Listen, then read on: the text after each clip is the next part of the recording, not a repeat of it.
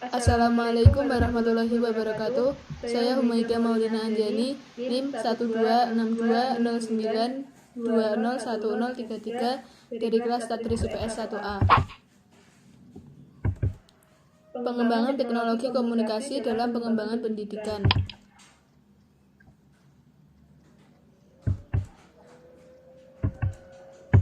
Pengertian, teknologi komunikasi adalah sebuah perangkat atau alat yang sengaja dibuat oleh manusia untuk mempermudah dalam menyampaikan ide, pesan, dan gagasan kepada orang lain. 2. Pendekatan teori komunikasi. Emerging approach. Hal ini merupakan langkah awal dalam mengembangkan teknologi sekolah, yaitu dengan cara menyediakan perangkat lunak sebagai media belajar. Dalam pelaksanaannya, guru masih aktif menjelaskan materi kepada siswa. Applying approach, yaitu suatu keadaan bahwa suatu sekolah telah memberi kontribusi teknologi komunikasi terhadap pengembangan pembelajaran, yang ditandai dengan kemampuan siswa mengakses teknologi komunikasi melalui komputer. Integrating approach merupakan keadaan di sekolah bahwa sekolah tersebut telah dilengkapi perangkat teknologi komunikasi yang ditandai para siswa mampu menunjukkan penguasaan materi pembelajaran melalui teknologi komunikasi. Transforming approach adalah ditunjukkan penggunaan teknologi komunikasi secara kreatif oleh sekolah, yaitu ditandai dengan kemampuan siswa mengaplikasikan teknologi komunikasi yang tidak terbatas tetapi dilaksanakan dengan penuh tanggung jawab.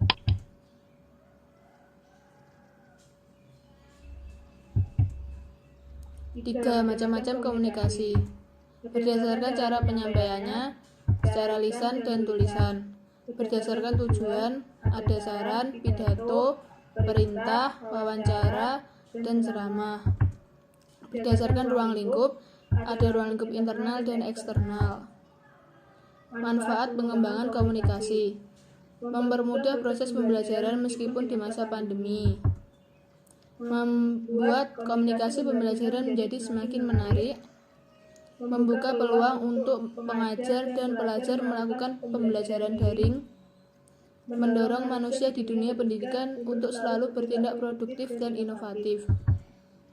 Mempercepat berjalannya proses pembelajaran tanpa mengunjungi sekolah atau lembaga belajar lainnya.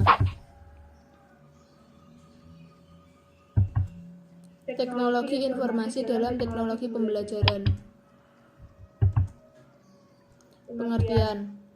Teknologi informasi adalah sarana dan prasarana sistem dan metode untuk memperoleh, mengirimkan, menafsirkan, menyimpan, mengorganisasikan, dan menggunakan data secara bermakna.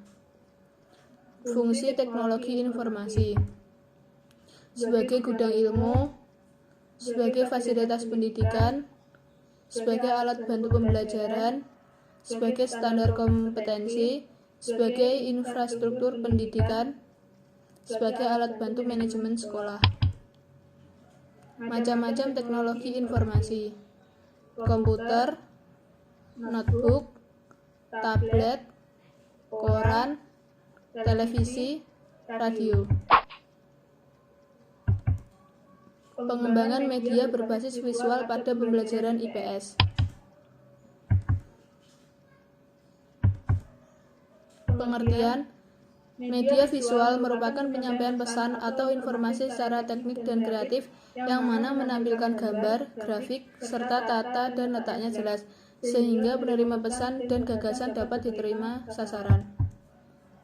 Prinsip pemilihan media. 1. Merupakan media yang multifungsi. 2. Bahan mudah didapat, murah, dan bisa menggunakan bahan sisa. 3. Merupakan media yang tidak berbahaya. 4. Dapat merangsang pertumbuhan kreativitas. 5. Mampu mendorong daya imajinasi sehingga menumbuhkan sikap bereksperimen, bereksplorasi, bahkan berkompetensi. 6. Medianya sesuai dengan tujuan dan fungsi sarana. 7. Dapat digunakan secara individual. 8. Harus bisa sesuai dengan tingkat kebutuhan dan perkembangan peserta didik. Contoh media visual: gambar, peta konsep, diagram, grafik, poster, globe. Kelebihan dan kekurangan. Kelebihan, satu, memungkinkan adanya interaksi antara peserta didik dengan lingkungan.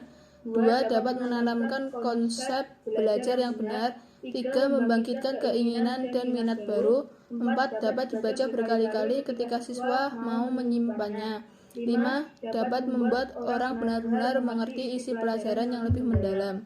Kekurangan. Satu, lambat dan kurang praktis. Dua, materi hanya terbatas tulisan atau gambar sehingga tidak ada audionya. Tiga, tidak semua siswa bisa belajar melalui media visual karena perbedaan gaya belajar. Empat, terlalu banyak gambar membuat siswa enggan mempelajari isi buku sehingga hanya melihat gambar. Pengembangan media berbasis audiovisual pada pembelajaran IPS. 1. Pengertian. Media audiovisual adalah media yang mempunyai unsur suara dan unsur gambar. Selain itu juga mempunyai kemampuan auditif dan visual. 2. Jenis media audiovisual. Audiovisual murni atau yang disebut audiovisual gerak, yaitu media yang dapat menampilkan unsur suara dan gambar yang bergerak. Unsur suara maupun unsur gambar tersebut berasal dari suatu sumber, contohnya seperti film bersuara, video, dan televisi. Audiovisual non-murni, yaitu media yang unsur suara dan gambarnya berasal dari sumber yang berbeda. Audiovisual non-murni ini juga sering disebut audiovisual diam plus suara, yaitu media yang menampilkan suara dan gambar diam seperti film bingkai suara.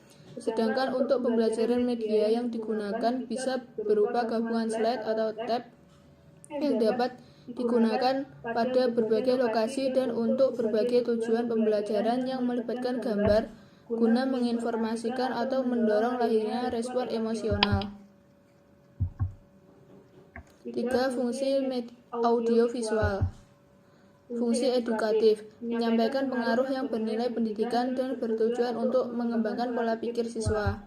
Fungsi sosial, menyampaikan informasi autentik di berbagai bidang kehidupan agar dapat bersikap dan bertindak di berbagai lingkungan. Fungsi ekonomis, media pendidikan menjadi lebih efisien tetapi pelaksanaannya memerlukan biaya, tenaga, serta waktu yang efektif. Fungsi budaya, memberikan perubahan dalam kehidupan manusia dan juga bisa mewariskan serta meneruskan unsur-unsur budaya dan seni masyarakat. Manfaat media audiovisual, mempermudah dalam menyajikan dan juga menerima pembelajaran atau informasi dan bisa menghindarkan salah pengertian. Mendorong rasa ingin tahu karena dalam media audiovisual dilengkapi gambar dan suara yang menarik perhatian. Mempercepat daya serap anak didik karena bisa menampilkan pembelajaran yang lebih inovatif dalam cara penyampaian. Media ini memperkecil rasa bosan anak didik karena pembelajaran ini bersifat variatif. Pengembangan media berbasis komputer, Microsoft PowerPoint, dan media internet pada pembelajaran IPS.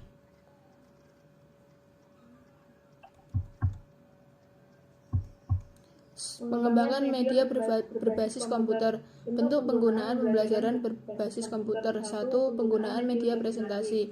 Digunakan untuk memperjelas materi belajar yang menampilkan kelebihan seperti adanya animasi, gambar, grafik menjadi satu kesatuan penyajian. 2. CD multimedia interaktif. Digunakan dalam pembelajaran karena cukup efektif meningkatkan hasil belajar.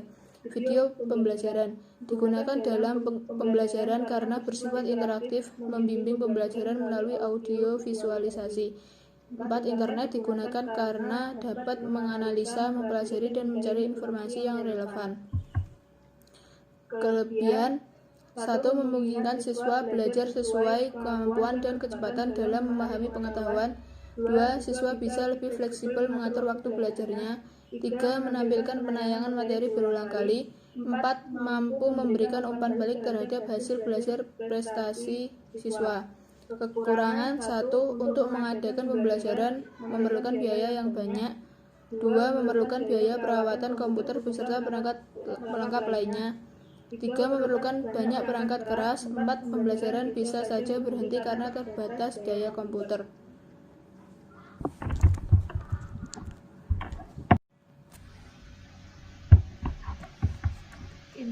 Instruksional pelaksanaan. 1. Merencanakan, mengatur, dan mengorganisasikan pembelajaran. 2. Mengevaluasi hasil tes. 3. Mengumpulkan data siswa. 4. Melakukan analisis statistik mengenai data pembelajaran. 5. Membuat catatan perkembangan pembelajaran. Prinsip pembelajaran. 1. Berorientasi pada tujuan pembelajaran. 2. Berorientasi pada pembelajaran individual. 3. Berorientasi pada pembelajaran tuntas. Model pembelajaran. 1. Model drill, 2. Model flowchart, 3. Model tutorial, 4. Model simulasi, 5. Model instruksional game. Pengembangan media berbasis Microsoft PowerPoint. Pengertian Microsoft PowerPoint. Microsoft PowerPoint adalah sebuah program komputer untuk presentasi yang dikembangkan oleh Microsoft. Kalangan yang biasa menggunakan ialah pekerja kantoran, pengajar, dan pelajar. Manfaat Microsoft PowerPoint. 1. Membantu menampilkan gagasan atau materi. 2. Menunjang pembelajaran di dunia pendidikan. 3. Memudahkan pemahaman siswa, juga memudahkan penyampaian materi oleh guru. Kelebihan. 1. Praktis, dapat digunakan untuk seluruh kelas. 2. Memberi kemungkinan tatap muka dan mengamati respons siswa. 3. Memberi variasi teknik penyajian yang menarik. 4. Dapat menyajikan materi pembelajaran yang dilengkapi gambar, warna, animasi, dan lain-lain. Kekurangan. 1. Membutuhkan barang pelengkap yang mahal seperti laptop, proyektor, dan LCD. 2. Tidak semua materi bisa disajikan melalui PowerPoint. 3. Membutuhkan keterampilan khusus untuk membuat PowerPoint menarik. 4. Perlu persiapan yang matang. Fungsi Microsoft PowerPoint. 1. Sarana mudah untuk melakukan presentasi. 2. Membuat presentasi menjadi soft copy sehingga mudah diakses oleh berbagai perangkat komputer. 3. Mempermudah dalam membuat, mengatur, dan mencetak slide. Penggunaan PowerPoint dalam pembelajaran. Penggunaan PowerPoint ini memerlukan keseriusan dalam perancangan pelaksanaan. Maka dari itu ada tahapannya, yaitu persiapan dan pelaksanaan. Pengembangan media berbasis internet. Pengertian internet. Internet adalah suatu jaringan komunikasi yang menghubungkan suatu media elektronik dengan media yang lainnya. Pengertian pengembangan media internet yaitu suatu usaha yang dilakukan seseorang atau sekelompok orang untuk meningkatkan kemudahan pembelajaran melalui pemanfaatan teknologi. Kelebihan. 1. Dapat diakses dengan mudah. 2. Biaya relatif terjangkau. 3. Waktu belajar fleksibel. 4. Wawasan luas. Kekurangan. 1. Keterbatasan akses internet. 2. Berkurangnya interaksi dengan pengajar. 3. Pemahaman materi sulit dikendalikan. 4. Minimnya pengawasan belajar. Manfaat internet dalam pembelajaran. 1. Dimungkinkan terjadinya distribusi pendidikan ke seluruh penjuru tanah air, dan kapasitas daya tampung yang tidak terbatas karena tidak memerlukan ruang kelas. 2. Proses pembelajaran tidak terbatas oleh waktu seperti halnya tatap muka. 3. Pembelajaran dapat memilih topik atau bahan ajar yang sesuai dengan keinginan dan kebutuhan masing-masing peserta didik. 4. Dapat disajikannya beragam materi, peserta didik bisa menambah pengetahuan dan wawasan mereka. 5. Internet bisa diakses kapan saja. Meskipun tertinggal materi, peserta didik dapat mengakses internet tersebut. Cara mengembangkan media pembelajaran. 1. Memanfaatkan media YouTube sebagai alat bantu untuk berkarya dan mendistribusikan pembelajaran. 2. Menggunakan bahasa penyajian dengan bahasa yang baku atau bahasa yang mudah dimengerti. 3. Menggunakan sumber yang dapat dipertanggungjawabkan. 4. Membuat judul materi yang menarik. 5. Memberi ruang atau forum tanya jawab materi. Terima kasih. Wassalamualaikum warahmatullahi wabarakatuh.